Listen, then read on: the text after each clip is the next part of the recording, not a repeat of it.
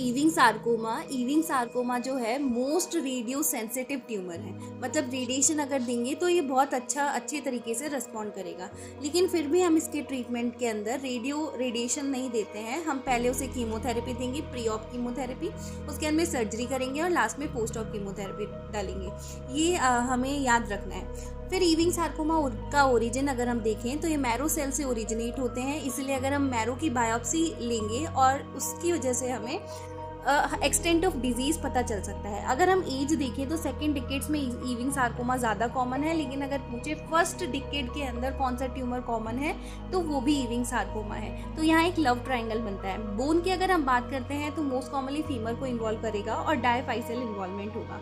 Universal complain है कि pen होगा, वो हमें ईविंग सार्कोमा में, ऑस्टियोसार्कोमा में, दोनों में देखने को मिलेगा। Presents like osteomyelitis. कुछ जीन के डिफेक्ट हमें याद रखने हैं।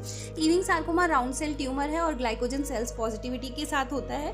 ट्रांसलोकेशन देखने को मिलते हैं, जैसे 1122, 722, 2122। जो बड़ा वाला है वो नंबर बाद में आएगा। ट्राइसोमी 8, ट्राइसोमी 12, मिक2 और CD99 जो है वो स्पेसिफिक मार्कर है। फाइंडिंग्स में अगर एक्सरे फाइंडिंग देखें तो अनियन पील अपीयरेंस देखने को मिलता है। अनियन पील अपीयरेंस जैसा कि इस इमेज में दिखा रखा है। पुअर प्रोग्नोसिस की अगर हम बात करते हैं कि कौन से फैक्टर्स हैं जो पुअर प्रोग्नोसिस बताते हैं ईविंग सार्कोमा का।